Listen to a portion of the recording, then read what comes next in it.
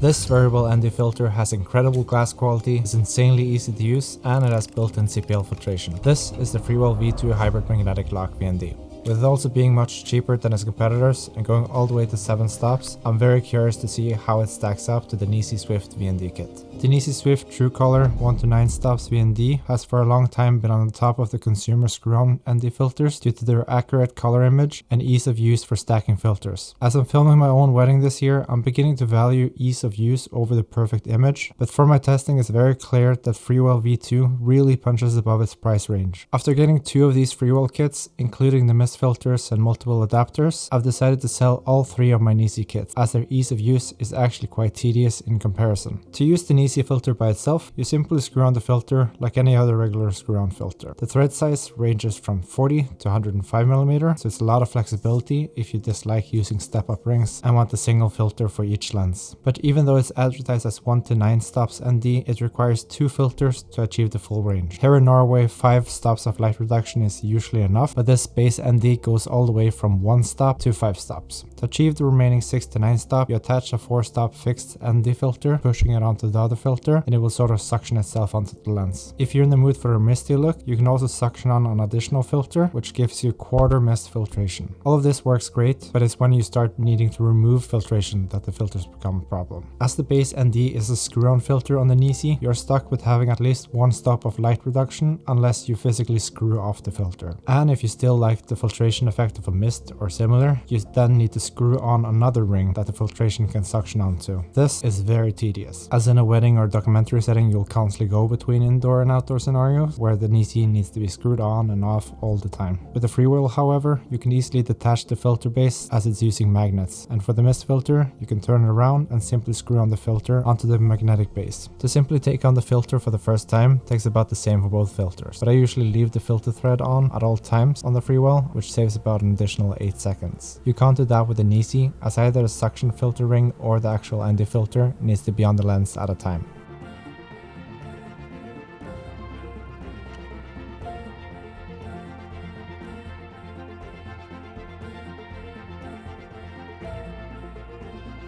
One thing to note with the Freewell is that you only have one single thread sized filter, 82mm. To use lenses with filter threads lower than that, you simply get a magnetic adapter ring that's sold by Freewell, which goes directly from the steps between 49 to 77mm threads and adapts to the size of 82. This is a nice solution to remove the need of step-up rings, while also needing just a single sized filter for all your lenses. I contacted Freewell to ask if they had step-down rings that works with this system, as I'm really interested in getting a set of DCO Arls, which has 86mm filter size, and they simply said no. It's a bit of a shame, as I would need an off-brand step-down ring from 86 to 82mm and then attach the magnetic adapter that comes with the set onto that one. The more step rings and filters you've got, the easier your lenses might vignette, which especially is true with step-down rings. All of my lenses has one of these base Freewell magnetic adapters on right now, as with this on you can choose to either directly screw on a quarter mist filter directly to the adapter, or you can snap the variable ND filter onto the ring and magnetically attach the mist filter that way. But what about the risk of accidentally removing a filter? I took both of these out and tested with vigorous shaking and accidental knee bumps, and I'm pleased to say that both of these get approval from me to be good enough for a decent rough handling. It was only when I flicked it directly that the magnetic filter from Freewell came loose. Another great thing about the Freewell is that you can simply turn the base VND before you lock it into place to adjust polarization, removing the need of a separate CPL filter. This is great, because with a CPL filter you can remove reflections in glass and water and other shiny surfaces, as well as even darkening the sky or adding blueness to the sky. And once you're happy with the CPL strength, you lock it into place with these screws that's built into the filter,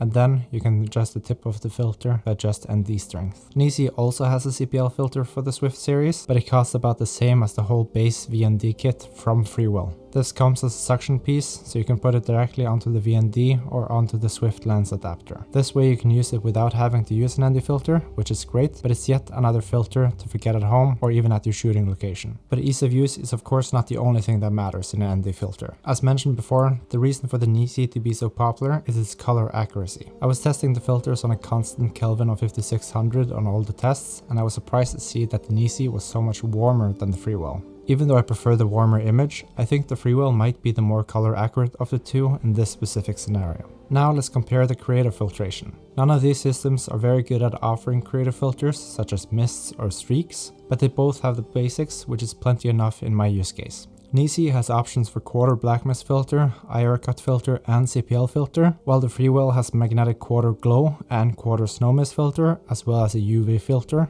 but no black mists or streaks. If you compare that to PolarPro's Helix system, which has 1/8 strength, quarter strength and half strength mist filters, as well as blue and golden filters, it's quite a low selection. So in comparison, the Freewell has quite a low selection of creative filtration. It does have quarter mist, but I would allow there to be black quarter mist, or maybe even an 1/8 strength.